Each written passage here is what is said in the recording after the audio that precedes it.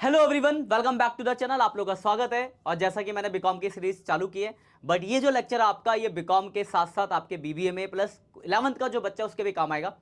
थोड़ा सा लास्ट में मैं थोड़ा कुछ एडवांस भी टॉपिक डालूंगा जो सिर्फ बीकॉम का है, तो 11th वाले बच्चे उनको इग्नोर कर देना आप, मैं बता दूंगा कहाँ से है। क्योंकि जो फाइनल अकाउंट आपका जो चैप्टर है 11th में तो आपका है ही है, और उसके बाद बीकॉम में भी आता है। अब बच्चों की जो सबसे बड़ी परेशानी है वो है एडजस्टमेंट्स। तो ये हमारा जो लेक्चर है ये है वन शॉट एडजस्टमेंट्स, बहुत ही अच्छे से बताऊंगा। और अगर आपको वीडियो अच्छी लगे तो लाइक जरूर कर देना, एक कमेंट कर देना, क्योंकि आपका ये कमेंट हमें मोटिवेट करता है और लेक्चर्स लाने के लिए। और अपने दोस्तों के साथ भी शेयर कर देना। तो देखो, सबसे पहली चीज, अब बीकॉम के पर्पज से मैं बात कर रहा हूं, तो आपको ट्रेडिंग, पीएनआर और बैलेंस शीट का फॉर्मेट पता होना चाहिए। पहली चीज तो ये, तब एडजस्टमेंट की बात आती है। वो आपने 11th में पढ़ा है, फिर भी अगर कोई बच्चा भूल गया है तो मेरे 11th की वीडियोस है, मैं फाइनल अकाउंट वाले चैप्टर का लिंक लगा दूंगा डिस्क्रिप्शन में, वहां से आप बेसिक्स फॉर्मेट को रिवाइज कर सकते हो। तो वहां से आप ट्रेडिंग, पीएनएल, बैलेंस शीट का फॉर्मेट पहले याद कर लेना। आपके पास क्वेश्चन में क्या होगा, एक ट्रायल बैलेंस दिया होगा और नीचे कुछ एडजस्टमेंट्स होंगी। बीकॉम में हो तो 8-10 एडजस्टमेंट मिलेंगी, और अगर आप 11th के बच्चे हो तो आपको 4-5 एडजस्टमेंट्स मिलेंगे। तो वो एडजस्टमेंट्स ही हमें सीखना है। तो वो सारी एडजस्टमेंट वन शॉट में बात करेंगे।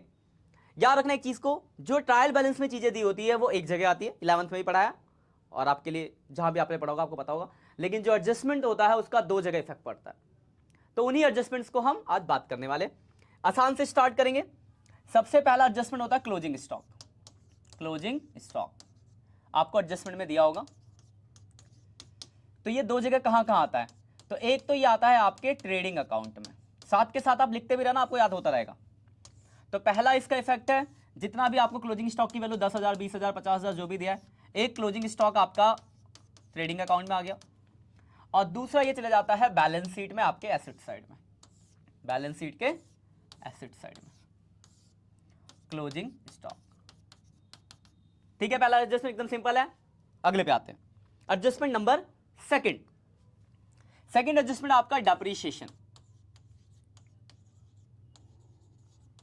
तो पहले तो आपको पता चाहिए डेप्रीशिएशन होता क्या है, तो बीकॉम वाले तो बहुत अच्छे से जानते हो, 11th वालों को भी पढ़ ही रखा है वैसे आपने, फिर मैं आपको बता दूं। डेप्रीशिएशन का मतलब है एसेट्स की वैल्यू घटना। तो जब भी एडजस्टमेंट होगा किसी फिक्स एसेट्स के ऊपर का, मशीन, बिल्डिंग, फर्नीचर, तो एग्जांपल लेके समझाता हूं। सपोज करो आपके ट्रायल बैलेंस में दे रखा है, और मैं शॉर्ट में ही बताऊंगा उसके आगे।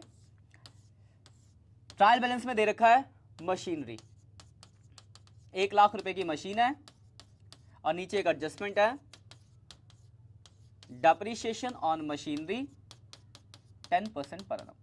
मशीन पे 10% का क्या है, डेप्रीशिएशन है।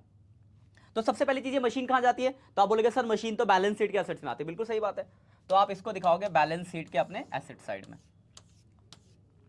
तो बैलेंस शीट के एसेट्स में मशीनरी आ गई, 1,00,000 रुपए की मशीन थी, हमने लिख दिया, एक जगह इफेक्ट पड़ा। और एडजस्टमेंट का दो जगह इफेक्ट है। तो मशीन पे डेप्रीशिएशन लगा है, तो एक तो आप इस मशीन में से क्या कर दोगे, माइनस कर दोगे। 10% का मतलब हो गया 10,000 रुपए का डेप्रीशिएशन, तो 90,000 हो गया। और ये जो भी आपका डेप्रीशिएशन लगा आपके लिए खर्चा है, तो प्रॉफिट एंड लॉस अकाउंट के डेबिट साइड में। तो यहां आ जाएगा डेप्रीशिएशन ऑन मशीनरी, अमाउंट था 10,000 रुपए। तो अगर मैं शॉर्ट में बोलूं, तो अगर डेप्रीशिएशन नाम का एडजस्टमेंट है, तो आप क्या करोगे, जिस भी एसेट्स के ऊपर होगा बैलेंस शीट में उस एसेट्स में से माइनस कर दोगे, और जितना भी डेप्रीशिएशन लग गया पीएनएल अकाउंट के डेबिट साइड में आ जाएगा। क्लियर है सेकंड एडजस्टमेंट, यह आपका डेप्रीशिएशन। स्क्रीनशॉट लेते ना, लिखते रहना साथ के साथ। अब adjustment number third, outstanding expenses. कोई एक्सपेंस अगर पे करना बाकी है, एक्सपेंस पे करना बाकी यानी लायबिलिटीज एक तरह की आउटस्टैंडिंग, तो एक्सपेंस के ऊपर तो एक्सपेंस होगा। तो ट्रायल बैलेंस में आपको मान लो एक्सपेंस दे रखा है, सैलरी मान लो, एक्सपेंस डेबिट साइड में दिया, तो मान लो 10,000 रुपए की सैलरी दी है, और नीचे एडजस्टमेंट है आउटस्टैंडिंग सैलरी 2,000 रुपए। ऐसे लिखा होगा outstanding salary, salary due, salary till to be paid. ऐसी लैंग्वेजेस होगी कि सैलरी पे करना, मतलब कंक्लूजन ये कि सैलरी पे करना बाकी है, शॉर्ट में बोलूं बात तो सैलरी कहां था, तो आप बोलोगे सर सैलरी खर्चा है, तो प्रॉफिट एंड लॉस अकाउंट के डेबिट साइड में आता है। तो ये रहा डेबिट साइड, यहां लिख देंगे टू सैलरी। कितने की सैलरी थी, 10,000, एक जगह आ गया। एडजस्टमेंट का दो जगह इफेक्ट पड़ता है। देखो 10,000 हमने पे करा, 2,000 पे करना बाकी है, तो हमारा खर्चा कितना हुआ, तो आप बोलोगे सर 12,000 रुपए का खर्चा हुआ। बिल्कुल सही बात है। तो 12 दिखाने के लिए क्या करना पड़ेगा, प्लस। तो आउटस्टैंडिंग सैलरी यहां तो एक प्लस हो जाएगा, 12,000 हो गया। और जितना आउटस्टैंडिंग है तो अभी आपने बताया था कि सर अगर आउटस्टैंडिंग मतलब पे करना बाकी है तो वो आपके लिए क्या है, तो बोलोगे सर लायबिलिटीज है, तो लायबिलिटीज में आ जाएगा आउटस्टैंडिंग सर। तो ये आपका एडजस्टमेंट नंबर 3। तो कोई भी एक्सपेंस अगर आउटस्टैंडिंग एक्सपेंस है, शॉर्ट ट्रिक, तो एक तो वो एक्सपेंस मतलब प्रॉफिट एंड लॉस हो चाहे ट्रेडिंग का एक्सपेंस हो, जिसका भी होगा, उस एक्सपेंस में क्या हो जाएगा, प्लस हो जाएगा।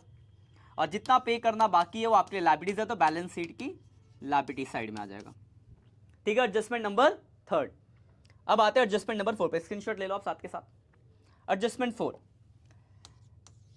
खर्चा आउटस्टैंडिंग है तो इनकम भी आउटस्टैंडिंग हो सकता है, तो उसको हम बोलते हैं अक्रूड वर्ड यूज करते हैं, अक्रूड इनकम, यानी इनकम मिलना बाकी है।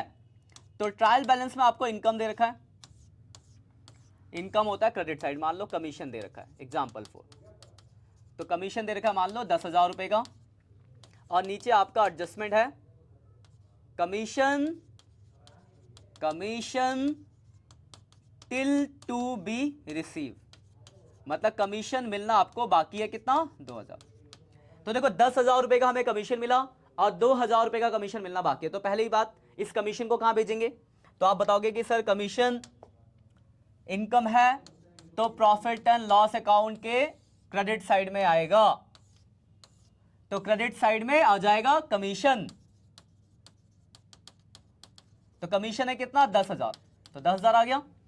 अब इसका इफेक्ट, मिलना बाकी है, देखो 10,000 आपको मिला और 2,000 मिलना बाकी है, तो आप बोलोगे सर इनकम कितनी, तो सर 12,000 की इनकम है, बिल्कुल सही बात है, प्लस, तो यहां पे प्लस कर देंगे अक्रूड कमीशन, 2,000 रुपए प्लस हो गया, 12,000 हो गया, एक जगह तो ये इफेक्ट पड़ा, कमीशन आपको 10,000 मिला और 2,000 आपको मिलना बाकी है, तो देखो 10,000 जो कमीशन मिला इनकम है, तो इनकम क्रेडिट साइड में आ गया, ठीक है, और 2,000 आपको मिलना बाकी है, तो देखो 10 मिला 2 मिलना बाकी है, तो आपकी इनकम कितनी, तो बोलोगे सर 12,000 रुपए, तो 2 प्लस कर दिया 12,000 होगी, और वो जो 2,000 रुपए आपको मिलने बाकी है क्या होते हैं, तो आप बोलोगे सर इनकम अगर मिलने बाकी है तो आपके लिए क्या है, एसेट्स है, तो एसेट्स में आ जाएगा अक्रूड कमीशन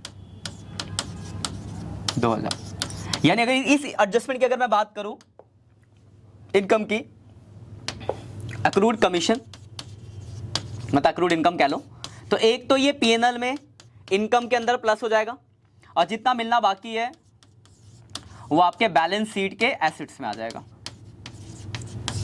ठीक है पॉइंट, तो स्क्रीनशॉट ले लो, बीच में कैमरे की वजह से दिक्कत थी, क्लियर है पॉइंट। अब आते हैं अगले एडजस्टमेंट की तरफ, पांचवी एडजस्टमेंट आपकी प्रीपेड एक्सपेंस। तो प्रीपेड एक्सपेंस क्या होता है, तो बोलोगे सर कोई भी खर्चा अगर हम एडवांस में पे कर दे तो उसको बोला जाता है प्रीपेड एक्सपेंस। तो अगर प्रीपेड एक्सपेंस है तो इसका कहां का इफेक्ट पड़ेगा, तो देखते जरा एग्जांपल लेके चलते हैं। ट्रायल बैलेंस दिया है, इसमें आपको मान लो सैलरी दी हुई है, 10,000 रुपए की सैलरी दी है, और नीचे एडजस्टमेंट है प्रीपेड सैलरी, लिखा होगा prepaid salary, salary paid advance, salary पे फॉर नेक्स्ट ईयर, इस तरीके से लैंग्वेज होगी। तो मतलब क्या है कि 10,000 आपने पे किया जिसमें से 2,000 एडवांस है, पहले 10,000 जो पे किया कहां जाएगा, तो आप बोलोगे सर जो हमने पे करा वो हमारा खर्चा है, तो प्रॉफिट एंड लॉस अकाउंट के डेबिट में आ जाएगा, बिल्कुल सही बात है, बहुत सिंपल। अगर बीकॉम में हो ना आप, तो आप एक ये बस एडजस्टमेंट रिवाइज करना, तो एक ये वन शॉट लेक्चर देखो एडजस्टमेंट का, उसका क्वेश्चन बनाओ, आराम से होंगे, कोई दिक्कत नहीं है, बहुत सिंपल है ये, इसमें ज्यादा कॉम्प्लिकेटेड लेने की जरूरत है, ये चैप्टर बहुत आसान है क्योंकि आपने 11th में पढ़ा रखा है, बस आपको एडजस्टमेंट क्लियर होनी चाहिए, तो ये वन शॉट वीडियो आपकी सारी की सारी एडजस्टमेंट क्लियर कर देगी।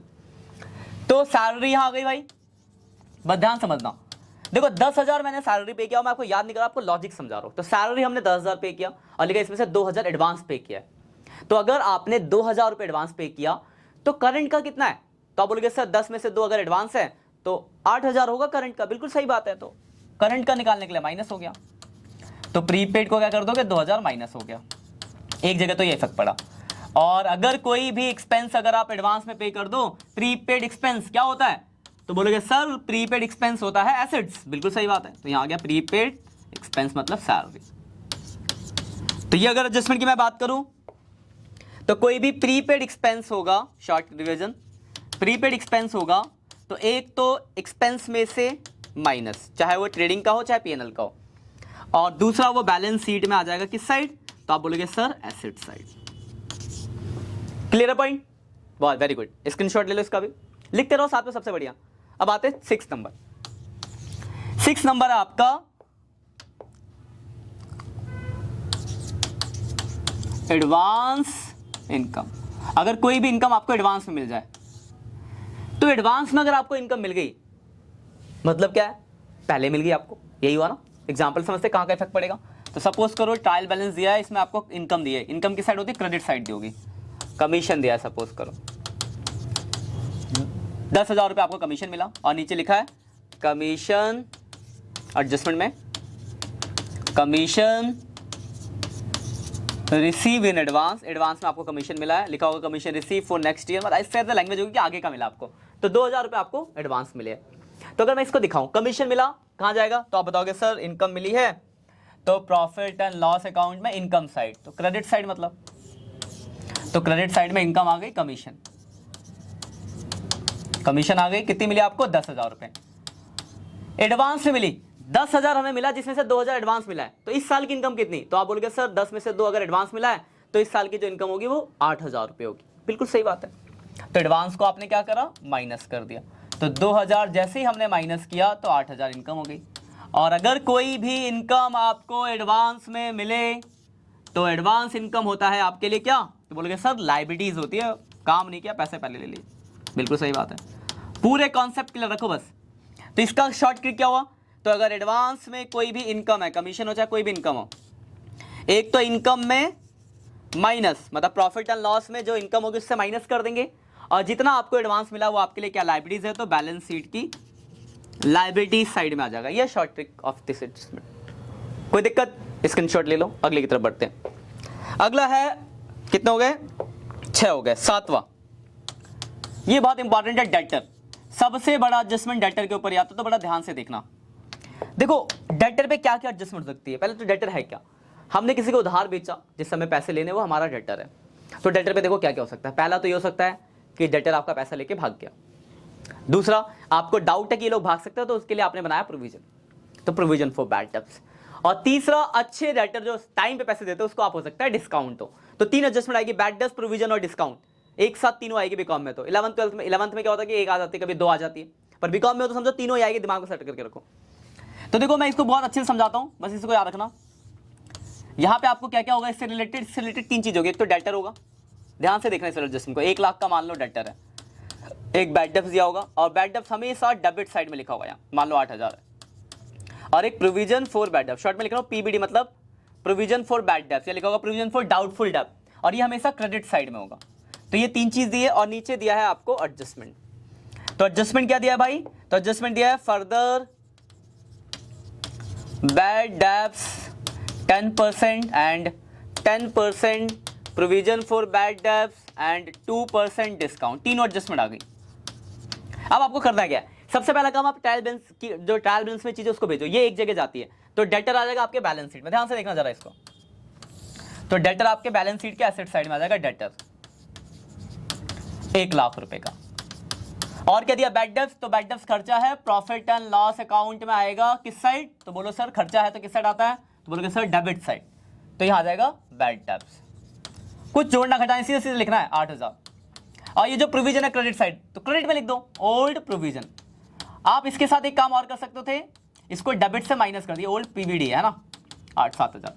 तो देखो यार हमने क्या करा, डेटर को बैलेंस शीट में भेज दिया एसेट से, तो बैड डेट्स पैसा लेके भाग गया, खर्चा पीएनएल के debit, provision doubt credit side है, क्रेडिट में भेज दो चाहे डेबिट से घटा दो। ये तो हो गया ट्रायल बैलेंस। अब आते हैं एडजस्टमेंट पे। एडजस्टमेंट 3 होगी, दे रखिए, एक एक करके घटाना है। घटाने का सीक्वेंस अगर पहले बैड घटाओगे फिर प्रोविजन फिर डिस्काउंट, यार ये सीक्वेंस ही रहेगा, bad provision discount, bad provision discount, इन्हीं सीक्वेंस में घटाना है। ऐसे नहीं कि पहले प्रोविजन घटाओ फिर बैड घटाओ, गड़बड़ हो जाएगा अगर रेट दिया है तो। हाँ अमाउंट है तब तो बात ऊपर नीचे कुछ भी एक ही होता है, लेकिन अगर रेट है तो गड़बड़ हो जाएगा। इसलिए याद रखना, पहले बैड डेट्स घटाओगे मतलब एडजस्टमेंट वाला याद रखना, फर्दर बैड डेट्स, फिर प्रोविजन, फिर डिस्काउंट, ये सीक्वेंस रहेगा। तो पहले घटाएंगे हम फर्दर बैड डेट्स, कितना बोला है, तो 10% फर्दर बैड डेट्स, 1 लाख का 10% 10,000, कितना बच गया 90। फिर घटाएंगे provision, provision for bad debts, कितना बोला है, ये भी बोला है 10%, किस पे निकलेगा, जो बची हुई वैल्यू है, तो 90,000 पे, तो 9,000 रुपए। अब कितना बच गया 81,000, और इस पे निकलेगा डिस्काउंट, और 81,000 पे ही निकलेगा डिस्काउंट, 2% इसका, तो 1620। घटाने के बाद आ गया 79380। ये तीनों समझे, एक एक करके तीनों को हमने घटा दिया। इन तीनों से ही डेटर कम हुए तो आपके लिए क्या है बोलो, तो बोलोगे सर नुकसान है, तो नुकसान कहाँ आता है, पीएनएल के डेबिट, तो ये तीनों ही यहाँ पे आ जाएंगे।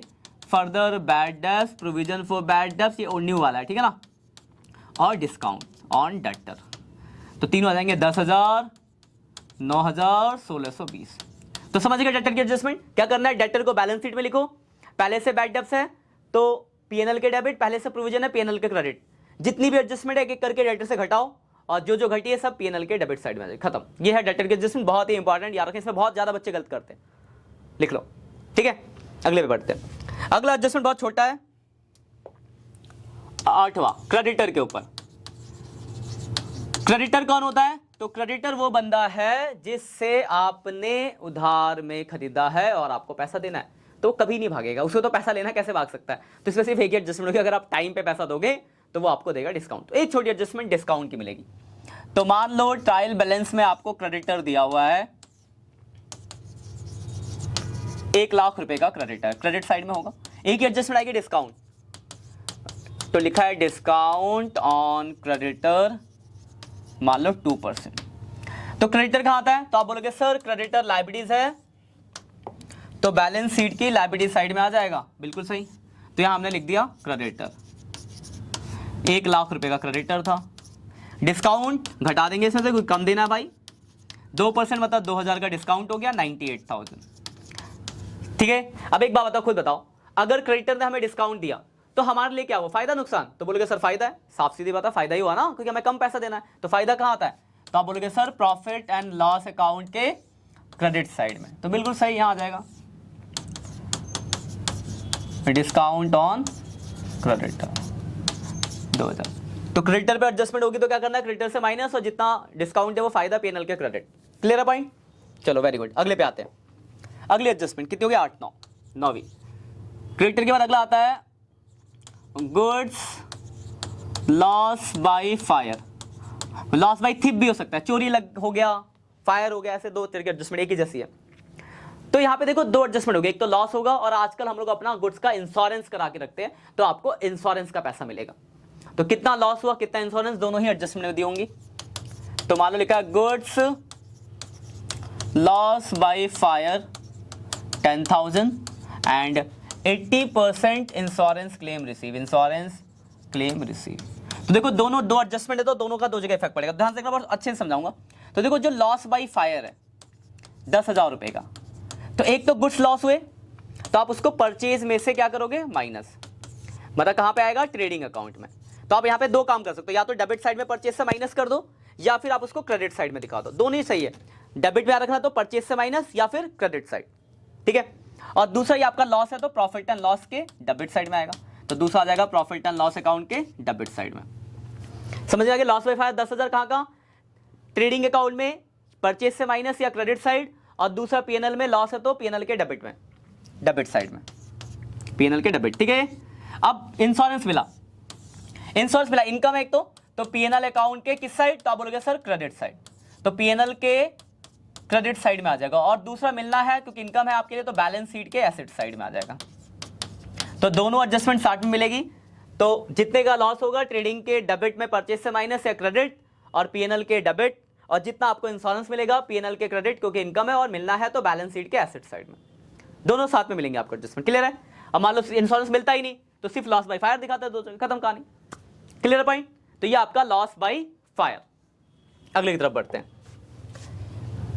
10 goods sold on approval basis. इसका पहले कॉन्सेप्ट समझ लो तो बहुत आसान हो जाएगा करना। देखो goods sale on approval basis का मतलब क्या होता है, जैसे मैं दुकानदार हूं, मैंने किसी को गुड्स बेचा, वो मुझसे मान लो सपोज करो एक सामान लेने आया, उसके कोई दूसरा ब्रांड बोला, पर मैं वो ब्रांड नहीं था, मैंने कहा देखो ये ले जाओ भाई साहब, देखा नहीं मुझे तो ये चाहिए, मैंने कहा देखो ले जाओ बहुत बढ़िया मार्केट में नया है एकदम बहुत बढ़िया क्वालिटी, मैं भी यूज करता हूं, चला के देखो, अच्छा ना लगे तो वापस कर देना। तो ले गया, जान पहचान था, ले गया चलो, लेकिन अभी मुझे कंफर्मेशन नहीं है, वो ले गया, हो सकता है 4 दिन बाद आके बोले कि नहीं मुझे पसंद नहीं आया, तो मैं क्या करना पड़ेगा, वापस करना पड़ेगा।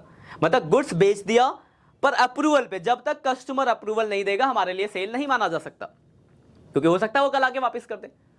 अब बीच में अकाउंटिंग खत्म हो गई तो अब क्या करें, क्योंकि हो सकता है 4 दिन बाद वो सेल भी हो सकता है और नहीं भी हो सकता है। तो ड्यू टू प्रूडेंस प्रिंसिपल हम फ्यूचर के लॉसेस को रिकॉर्ड कर सकते हैं पर प्रॉफिट को नहीं करते, तो लॉस का प्रोविजन बनाएंगे। तो यही कॉन्सेप्ट लेके चलेंगे। तो देखो हमने बेचा होगा तो क्या क्या होगा, हमने अपना सेल बढ़ाया होगा और साफ सीधी बात है अप्रूवल वाले गुड्स उधार में बेचते हैं, डेटर बढ़ाया होगा और अपना जो स्टॉक होगा क्लोजिंग का वो कम कर दिया होगा। बेचा तो क्या करा हमने, अपना सेल बढ़ाया, डेटर बढ़ाया, स्टॉक कम किया। अब मैं मानो रिटर्न हो रहा है तो मैं अपना सेल कम करूंगा, डेटर कम करूंगा, स्टॉक को बढ़ा दूंगा। तो बस ये एडजस्टमेंट होगा। तो देखो मैं एग्जांपल फॉर एक देके दिखा के करता हूं आपको। ट्रायल बैलेंस में मान लो दे रखा है आपको, डेटर दिया हुआ है 1 लाख का डेटर है और सेल्स दिया हुआ है 1.5 लाख रुपए की सेल्स है। नीचे पहला एडजस्टमेंट है क्लोजिंग स्टॉक मान लो 90,000 और दूसरा लिखा है goods sold on approval basis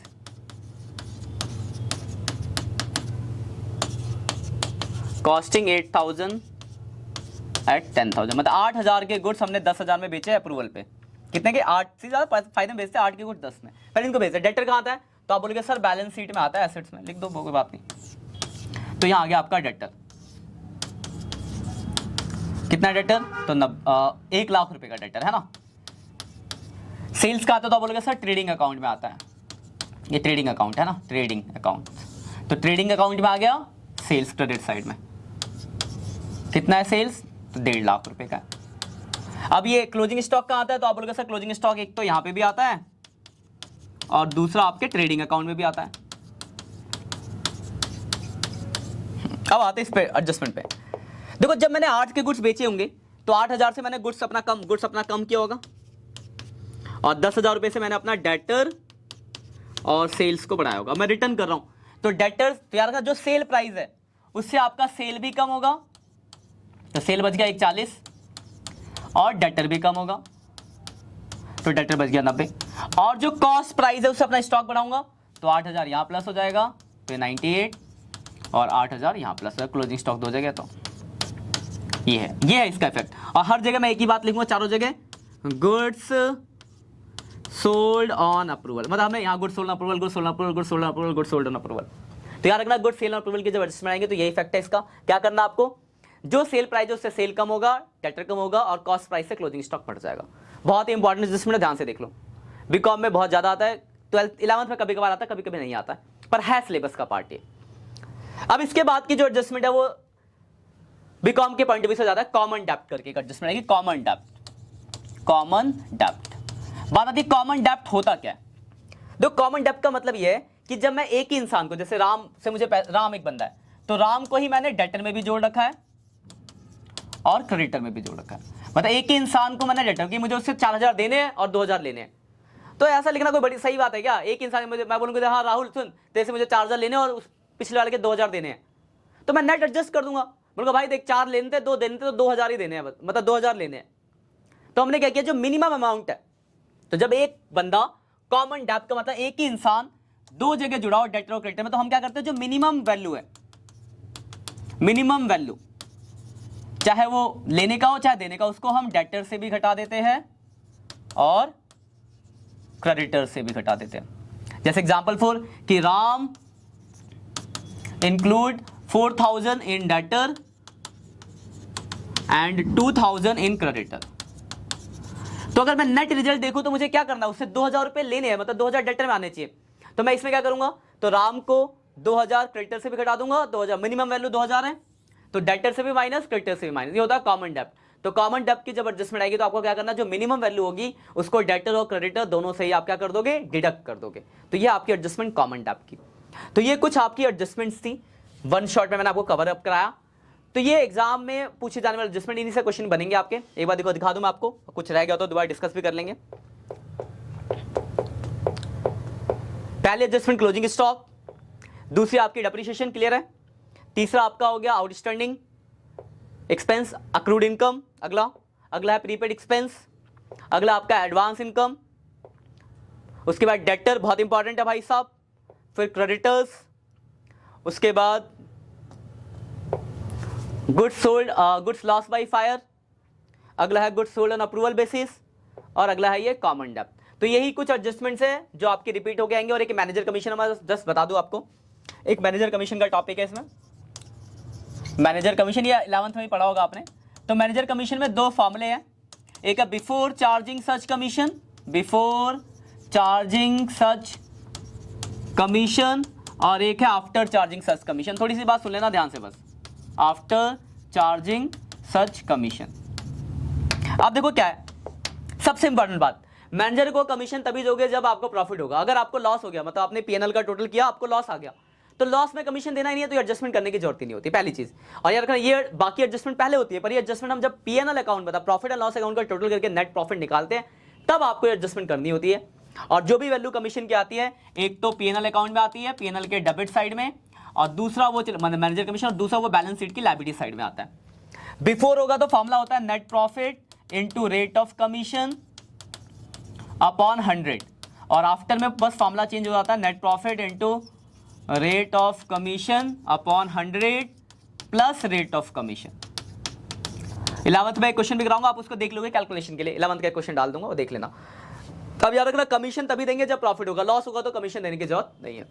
इसी के साथ आपकी सारी एडजस्टमेंट क्लियर होती है, आप इन सबको देख लो। किसी भी एडजस्टमेंट में कोई डाउट है तो आप कमेंट करके पूछ सकते हो। वीडियो अच्छी लगे तो लाइक कर देना, दोस्तों के साथ शेयर कर देना, क्योंकि आपका एक छोटा सा प्यार हमें करता है मोटिवेट और अच्छी अच्छी वीडियोस बनाने के लिए। कमेंट करके जरूर जाना, ठीक है। मिलते हैं नेक्स्ट सेक्शन में, तब तक के लिए बाय बाय।